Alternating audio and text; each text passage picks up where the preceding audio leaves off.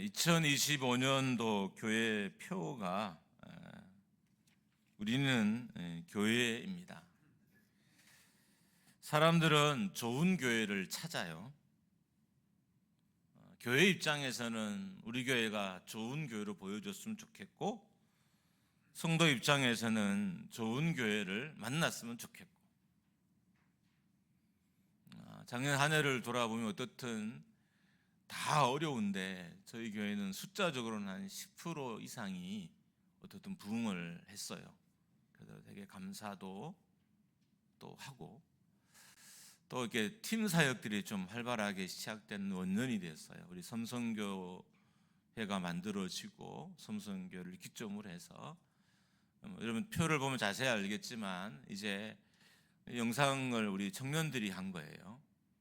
그리고 쇼츠를 제가 계속 올린 것도 우리 청년들이 한 것이고, 또 재능 있는 집사님을 보내주셔서 이걸 한 팀으로 해서 앞으로는 그 팀에서 이런 교회 SNS에서 교회 홍보 활동을 적극적으로 하려고 합니다. 우리가 보여준 이 영상은 거짓이 하나도 없어요. 왜냐하면 실제 우리에게 있었던 일이니까. 목사의 입장에서는 어떻든 교회가 주변의 불신자들이나 또 뭐 믿는 사람들에게조차도 좋은 교회로 보여지는 것이 되게 행복한 일입니다. 때로는 사실과 좀 다를지라도 좋은 교회로 소문나는 건 되게 행복하더라고요. 구민호에서 저를 약간 무서워해요. 그래서 왜 무서워하냐고 이렇게 봤더니 제가 장로님들을 무릎 꿇였다고 소문이 나가지고 노예에서 저를 약간 무서워하더라고요. 그런 적도 없는데 어떻든 뭐 소문이 이상하게 나기도 해요. 그렇지만 뭐 나쁜 소문은 어쩔 수 없죠. 좋은 소문은 좀 사실과 아니더라도 목사 입장에 좀 났으면 하는 그런 마음이 가끔 있을 때가 있습니다. 제가 지금 하는 이야기는 듣기는 최근 들었고 실제로 일어나기는 좀 오래된, 그렇지만 뭐 이분들이 아마 추측하면 여러분이 알 수도 있는 분일 수도 있습니다. 어떤 지역의 모교회 역할을 감당했던 또 하고 있는 교회예요. 요즘 이야기가 아니라 오래된 이야기고 또 예전 이야기라서 더 감동이 돼요. 왜냐하면 예전에는 어떤 도덕적이나 윤리적인 기준이 훨씬 더 지금보다는 높았기 때문입니다. 그 교회의 사모가 불륜을 저질렀어요. 그런데 이 교회에는 국회의원이자 의사였던 장로가 있었습니다. 이 장로님이 성도들을 설득해서 사모를 용서하고 목회자가 그 교회에서 계속 목회를 하도록 도왔어요. 심지어 그 목회자는 그 교회의 원로 목사가 되었습니다. 정말 간추려 드렸지만 저는 이 이야기를 듣는 순간 마음속으로 수십 번 이게 교회지, 이게 교회지, 이게 교회지라를 제가 되뇌었던 것 같아요. 그 교회 출신 목사님에게 들었기 때문에 뭐 조금 가감이 있을 수는 있겠지만 사실이 아닐 수는 없어요. 실제로 그 교회 출신 목사님이시고 또 현재도 그 교회와 여전히 교류고 하고 있는 교회이기 때문입니다.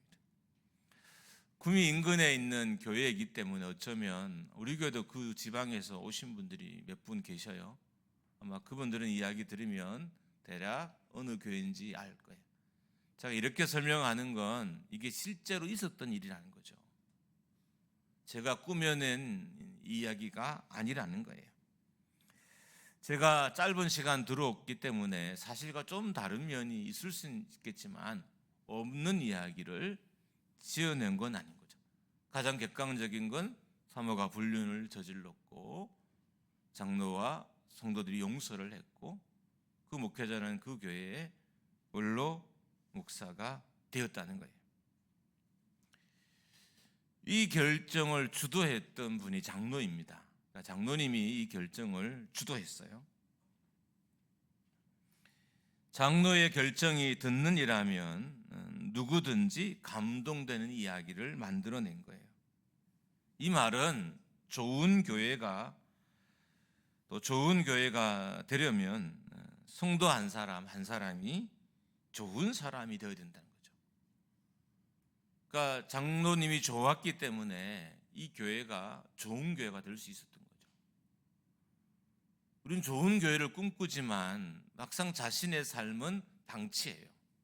왜냐하면 자기가 교회라는 사실을 우리가 잘 모르기 때문입니다. 우리는 교회에 대한 용어적인 약간 혼돈이 있습니다. 정확하게 말하면 여러분과 제가 교회라고 말하는 이 건물은 교회가 아니라 예배당이에요. 그럼 교회는 뭘까요? 교회는 건물이 아니라 공동체인 거죠. 그 예배당에서 함께 신앙생활하는 사람들이 곧 교회예요. 그렇다면 교회인 여러분과 제가 어떤 모습을 가져야 진짜 좋은 교회일까요? 오늘 본문 한 구절에 그런 의미들이 참 담겨 있어서 묵상을 나누고 함께 기도하려고 합니다. 먼저는 성도 개개인의 믿음이 굳건해지고 믿음이 자라야 좋은 교회가 될 수 있다는 거예요. 성도들의 믿음이 견고해지지 않으면 견고한 교회가 될 수 없고, 성도들의 믿음이 자라지 않으면 성장하는 교회가 될 수 없어요. 어떤 저희가 작년에 숫자적인 성장이 있었어요. 그렇다면 곳곳에 분명히 자라난 성도들이 있었을 거예요. 기도가 자란 성도가 있을 것이고, 교회를 섬기는 태도가 자란 성도가 있을 것이고, 예배를 드리는 태도가 바뀐 성도들이 있을 거예요. 그러니까 개개인의 성장 없이 교회의 성장은 있을 수 없어요. 개개인의 부흥 없이 교회의 부흥은 있을 수 없는 것입니다. 그러니까 여러분의 신앙이 견고해져야 우리 교회도 견고해지는 것이고, 여러분의 신앙이 자라야 교회도 자라게 됩니다. 말씀은 우리에게 성장을 명령해요. 자랐으면 좋겠다가 이게 아니라 자라라라고 열매를 맺으라고 명령한다는 사실이에요. 그러니까 교회인 우리에게 우리 보고 열매를 맺어라, 성장해라, 자라라 라고 말씀이 우리에게 명령한다는 거예요. 성경은 우리의 성장이 세상적인 성장이 아니라고 분명히 말합니다. 성장의 목표가 다른 거죠. 에베소서 4장 15절입니다. 우리 같이 한번 읽습니다. 시작. 오직 사랑 안에서 참된 것을 하여 범사에 그에게까지 자랄지라. 그는 어린이 곧 그리스도라. 우리의 성장의 목표가 그리스도입니다. 우리의 머리, 교회의 머리이신 그리스도가 우리의 성숙과 성장의 목표인 거죠. 세상의 성숙과 성장의 목표와는 완전히 달라요. 그래서 교회가 성장한다는 것은 그리스도처럼 닮은 사람들이 교회 안에 많아진다는 거죠. 예수님처럼 말을 하고, 예수님처럼 기도를 하고, 예수님처럼 살려고 노력하는 사람들이 교회 안에 많아지는 것이 교회의 부흥이자 교회의 성장인 거예요. 에베소서 4장 13절에서도 우리의 성장과 성숙의 목표가 예수 그리스도라고 말합니다. 4장 13절도 한 번 더 읽습니다. 시작. 우리가 다 하나님의 아들을 믿는 것과 아는 일에 하나가 되어 온전한 사람을 이루어 그리스도의 장성한 분량이 충만한 데까지 이르리니. 그리스도의 장성한 분량이 충만한 데까지 이르리니라고 하는 것은 우리의 성숙과 성장의 목표가 그리스도라는 거예요. 표준 세번역에는 어떻게 번역했냐면 그리스도의 충만하심의 경지라고 되어 있어요. 그리스도의 충만하심의 경지까지 우리가 이르는 것이 여러분과 저의 성장과 성숙의 목표라는 거예요. 우리의 믿음이 견고해지고 성장하려면 예수 그리스도가 우리의 신앙의 목표라는 것을 알아야 됩니다. 그러니까 예수님이 우리 여러분과 저 안에 충만해지는 것, 예수님을 닮고자 하는 마음이 충만해지는 것, 예수님의 삶에 대한 갈망이 충만해지는 것이 우리의 영적인 목표인 거예요. 예수님이 하나님으로 충만했던 것처럼 우리 또한 성령으로 하나님으로 충만해지는 것이 우리의 성숙과 성장의 목표라는 것입니다.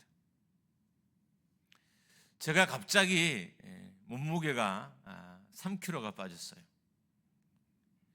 잘 빠지지 않는 몸무게라서 이게 걱정이 되는 거예요.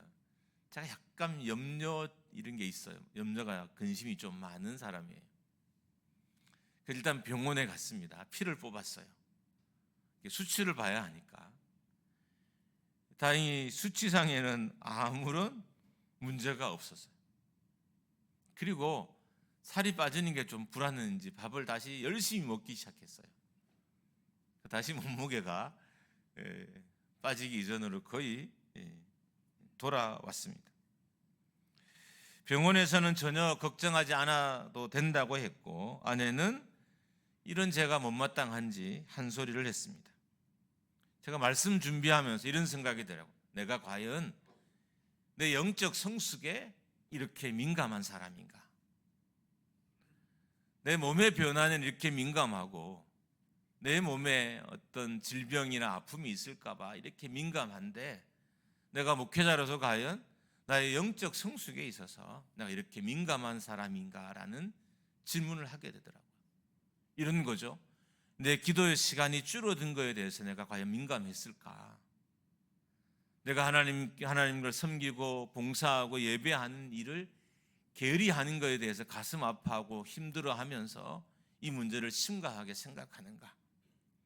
내가 하나님을 위해서 나의 시간과 물질을 드린 일에 대해서 아까워하고 이렇게 내가 변해지는 것에 대해서 내가 정말 심각하게 고민하는가를 생각하게 됐습니다. 여러분, 많은 사람들이 영적인 변화에 민감하지 않습니다. 지금 자기의 영적으로 큰 문제가 일어났어요. 기도가 안 돼요. 교회 섬기는 게 재미가 없어요. 성도들을 만나도 즐겁지가 않아요. 그러면 지금 영적으로 문제가 일어난 거잖아요. 근데 예민하지 않아요. 가정의 수입이 조금 줄어드는 것, 몸의 건강에 이상 징후가 있는 것은 엄청나게 예민하지만 정작 영적인 변화들에 대해서는 예민하지 않다는 겁니다. 신앙에 문제가 발생해도 기도가 잘 되지 않아도 시험에 들어도 민감하게 반응하지 않지만 세상의 변화에는 육신의 변화에는 아주 민감하게 반응합니다. 좋은 가정이 되려면 행복한 가정이 되려면 가족 구성원이 좋은 사람이 되고 행복한 사람이 되어야 됩니다. 그처럼 좋은 교회가 되려면 성도 개개인이 좋은 성도가 되어야 돼요. 성도의 믿음이 견고해지지 않고 성도의 믿음이 자라지 않으면 좋은 교회가 될 수 없습니다. 2025년도 여러분이 세상의 반응에도 우리가 민감하게 반응하며 살아야 되지만 영적인 변화에 더 민감한 한 해가 되었으면 합니다. 기도가 줄어드는 것에 대해서 여러분이 민감하게 반응하고 왜 기도가 줄어들까? 빨리 기도 시간을 늘리자. 어느 날 예배가 즐겁지 않기 시작했어요. 내가 왜 예배가 즐겁지 않지? 왜 이러지? 내가 무슨 문제가 있어 예배가 즐겁지 않지라고 심각하게 자기를 빨리 진단하고 돌이켜야 우리의 믿음이 단단해지고 믿음이 단단한 성도들이 많은 교회가 결국 좋은 교회가 되는 것입니다.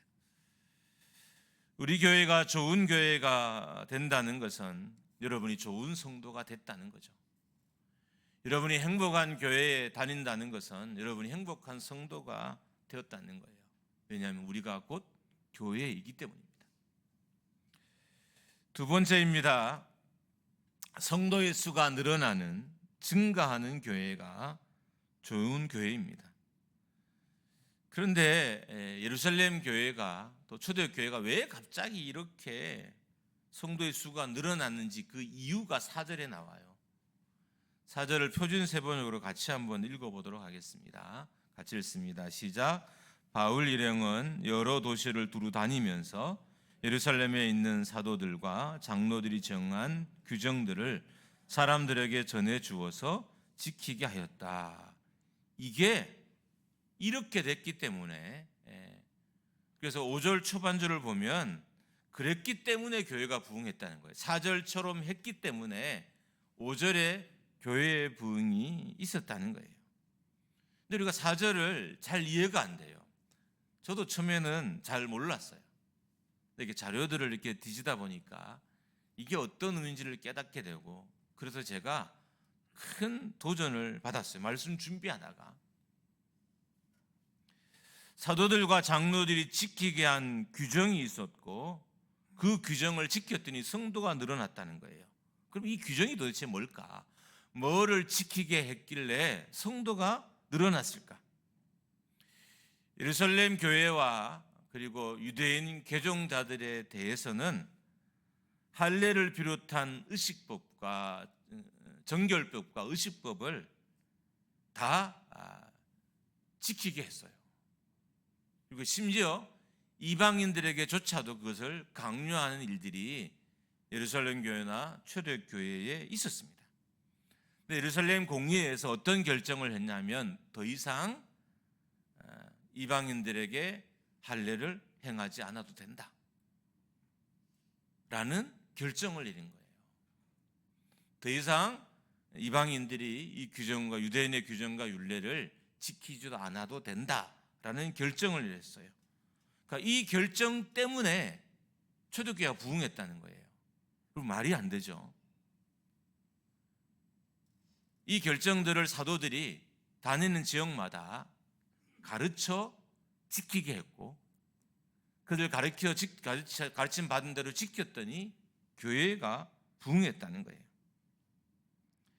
예루살렘 교회가 회의를 통해서 유대인들이 지켰던 법들을 이방인, 비유대인들은 지키지 않아도 된다는 결정을 했고, 이 결정을 바울과 사도들은 열심히 초대교회들에게 가르쳤고 지키게 했고, 이들 가르쳐 지켰더니, 배운 대로 지켰더니 교회가 크게 부흥했다는 거예요. 자, 교회가 잘못된 틀을 바꾸는 일이 이렇게 중요하다는 거예요. 정말 말씀을 잘 들어야 돼요. 교회가 잘못된 틀을 바꾸는 일이 이렇게 중요하다는 거예요. 그러니까 전도를 방해하는 것, 영혼 구원을 방해하는 것이 교회 안에 있는 잘못된 틀이라는 거예요. 초대교회가 예루살렘 교회 공의회가 모여서 이 틀을 제거하기로 했고, 그대로 바울과 많은 사도들은 다니면서 초대교회에 이 사실을 전달하고 가르치고 지키게 했어요. 그랬더니 교회에 큰 부흥이 있다는 것입니다.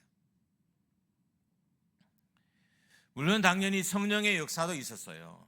그런데 성령의 역사만큼 중요한 게 교회가 잘못된 것을 고쳤다는 사실이에요. 교회의 부흥은 잘못된 형식과 규정들을 다 없애자는 의미가 아니에요. 고치는 것이 교회의 부흥과 직결되어 있다는 거예요. 우리는 오랜 신앙생활을 하면서 신앙이 아닌, 굳이 이것을 고집하거나 주장하지 않아도 될 것들에 매여서 살아가요. 그래서 큰 영적인 바다를 항해를 하지 못하는 거예요. 항구에 매여 있는 거예요. 항구에 배가 매여 있으면 아무리 기관을 돌려도 배는 항구를 떠날 수가 없어요. 그처럼 우리는 어려서부터 예수를 믿는 동안 굳이 지키지 않아야 되는 것들을 지키고 그것을 우리의 의무처럼 생각하고 주변이나 교회에 강요하는 경향이 있다는 거예요. 근데 초대교회가 이걸 고쳤어요. 이걸 고치자마자 급속도로 성도들이 늘어났다는 것입니다.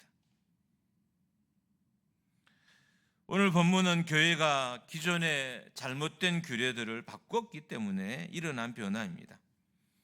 이 변화는 먼저 예루살렘 교회의 리더인 제자들의 리더인 베드로에게 일어났고요. 예루살렘 교회와 베드로에게 일어난 변화들을 바울이 선교 여행을 하면서 가르쳤어요. 정확한 표현을 하면 지키게 했다는 거예요. 올바른 말씀을 지키게 했더니, 말씀대로 살게 했더니 교회가 부흥했다는 거죠. 그러니까 교회가 부흥하지 않는 건 성도 개개인이 지금 말씀 안에 있지 않다는 거죠. 목회자도 물론 말씀 안에 있지 않지만 우리가 다 교회잖아요. 우리가 교회로서 말씀 안에 지금 익히지 않다. 뭔가 잘못된 말씀이 아닌 것들에 내가 나를 묶어놓고 이 큰 영적인 바다를 항해하지 못하고 항구에 매여 있는 거죠. 따져보면 이 땅의 많은 성도들은 항구에 매여 있는 배와 같아요. 바다가 얼마나 넓어요. 그 바다를 항해하는 것이 배의 본질이잖아요. 교회가 할 일이 얼마나 많아요. 해야 될 일이 얼마나 많아요. 그런데 모든 배들이 항구에 매여 있어요. 항해를 해야 되는데 이것이 잘못된 규례들이나 규정들이라는 것입니다. 성도들이 자신의 삶의 잘못된 부분을 개혁할 때 교회가 부흥한다는 의미예요. 우리는 잘못된 부분을 버려두고 잘못된 신앙을 그냥 둬도 교회가 부흥할 수 있다고 생각해요. 아니에요. 이런 지금 부흥하는 대부분의 교회들은 어떻든 이런 개혁적인 의지를 가진 교회들이에요. 이 개혁적인 의지를 가지고 우리가 잘못된 규정들이나 잘못된 믿음의 태도들 우리가 고치자. 그래서 고쳐 나갈 때 교회가 크게 부흥하는 것을 우리가 보게 됩니다. 잘못된 부분을 버려야, 잘못된 부분을 고쳐야 막혔던 영적인 물꼬가 트이게 됩니다. 교회의 영적인 물꼬를 가로막고 있는 잘못된 생각이나 가치관들이나 잘못된 사역들이 있어요. 이것을 버려야, 이것을 고쳐야 교회의 영적인 물꼬가 트여요. 개인의 삶도 잘못된 걸 고쳐야 영적인 물꼬가 트이고, 교회도 잘못된 것들을 고쳐야 영적인 물꼬가 트이게 되는 거예요. 초대교회는 잘못된 유대인의 규례들, 특별히 할례를 행하는 것과 같은 성결 규정을 고쳤어요. 따지고 보면 엄청난 결정인 거예요. 이 결정을 초대교회가 했기 때문에, 예루살렘 교회가 했기 때문에 교회에 부흥이 왔다는 거죠. 그러니까 교회가 내린 결정이 교회를 부흥하게 했던 의미인 거예요. 그러면 우리 교회가 내리는 결정이 우리 교회를 부흥하게 한다는 것 같아요. 여러분이 목장에서 모여서 어떤 결정을 하느냐가 그 목장의 부흥을 좌우하고요. 여러분 부서가 모여서 어떤 결정을 하느냐가 그 부서의 부흥을 좌우하고요. 여러분의 가정이 모여서 어떤 걸 결정하느냐가 여러분의 가정의 부흥을 좌우한다는 거예요. 근데 많은 성도들이 그렇게 생각하지 않아요. 결정과 상관없이 노력만 해서, 아니면 노력 없이 어떤 은혜가 자기에게 임하기를 기다려요. 오늘 본문은 우리에게 정말 남다른 깨달음을 주는 본문이에요. 그러니까 그랬기 때문에 교회가 부흥했다는 거죠. 좋은 결정이 있었기 때문에 교회가 부흥했다는 거죠. 제가 2024년 영상을 보면서 되게 감사했어요. 어떻든 참 재미있는 일이 많이 있었고 그런 결정적인 장면들이 많은 한 해였던 것 같아요. 물론 잘 편집해줘서 뭐 그런 효과도 있겠지만, 그래서 새해에는 저희가 팀별로 좀 움직이려고, 여러분 조직표에 다 못 보셨겠지만 여러 팀들이 생성이 돼 있어요. 그리고 중간중간 발표해 가면서 최소한 10개에서 15개 정도 팀을 만들어서 목장의 약점을 좀 보완하려고 해요. 교회는 결정을 잘하면 부흥해요. 그러니까 인생의 개인의 삶도요, 결정을 잘해야 부흥하는 거예요. 근데 우리는 이런 말 기분 나쁘지, 망할 결정을 하고 부흥하길 바라는 거죠. 망할 삶을 살고 부흥하길 바래요. 여러분, 이런 일이 있을 수 있나요? 불가능한 거죠. 예루살렘 교회가 내린 결정으로 인해서 초대교회에 큰 부흥이 있었습니다. 성령이 함께 했기 때문에 일어난 부흥의 결과이기도 하지만 믿음의 결정 때문에 일어난 부흥이기도 합니다. 교회가 바뀌는 것, 성도가 바뀌는 건 무척 어려운 일이에요. 그러나 어려운 일을 선택했기 때문에 교회와 성도가 바뀌는 거죠. 그러니까 어려운 결정을 하면 할수록 교회와 성도들은 더 많이 바뀌는 거예요. 이런 변화가 복음의 큰 진보를 초대교회에 가져왔습니다. 여러분, 새해에 제가 감히 여러분에게 좀 도전을 합니다. 도전의 말씀을 좀 던지고 싶어요. 여러분의 가정이 이전에 내리지 못했던 믿음의 결정을 한번 해보시기 바랍니다. 할렐루야. 하기 싫은 건 아니죠. 지금 은혜 받아서 막 이렇게 묵상하고 있는 거죠. 한번 해보십시오. 여러분의 부서에서 이전에 내리지 못했던 결정들을 한번 해보십시오. 어떤 변화가 일어나는지. 우리 교회에서 우리 교회가 이전에 하지 못했던 세상적인 결정을 의미하는 건 아니죠. 결정을 하는 일이 일어났으면 좋겠습니다. 좋은 교회의 기준은 여러 개예요. 저는 오늘 제가 2가지로 오늘은 여러분에게 말씀하고 소개했습니다. 하나는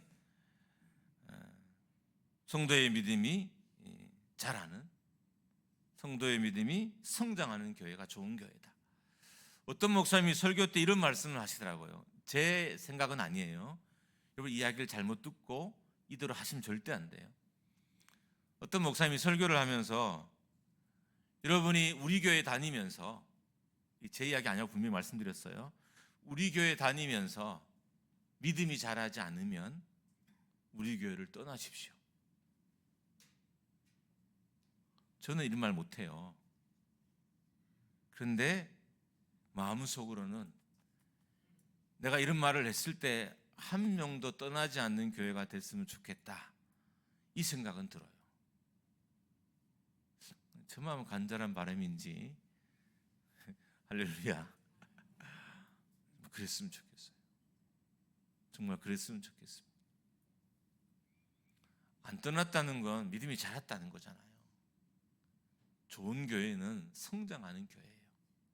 숫자적인 성장도 있지만 인격적인, 신앙적인, 영적인 성장이 있는 교회가 좋은 교회예요. 그리고 정말 성장하지 않으면 한 2가지 살펴야 돼요.